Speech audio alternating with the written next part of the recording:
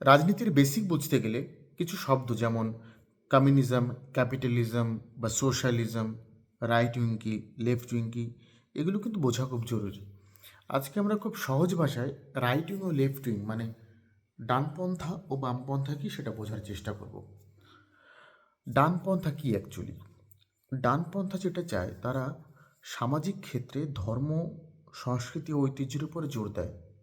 তারা চায় এটাই হোক সমাজের মূল ভিত্তি।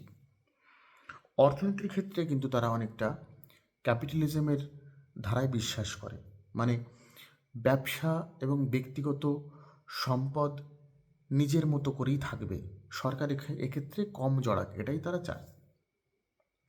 অন্যদিকে বামপন্থীরা যেটা চায় সেটা হচ্ছে সমান অধিকার। তারা ধনী ও গরিবের মধ্যে ফারাককে কমাতে চায়, এক্ষেত্রে রাষ্ট্র দায়িত্ব নিক, এটাই তারা চায়।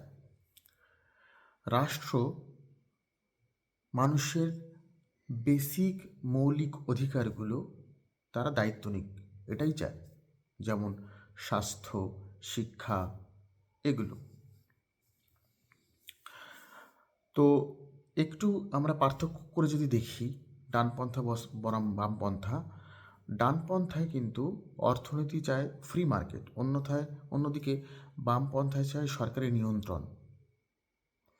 সম্পদের ক্ষেত্রে ডানপন্থা চায় ব্যক্তিগত মালিকানা এবং বামপন্থায় কিন্তু বন্টন এবং পুনর্বন্টন।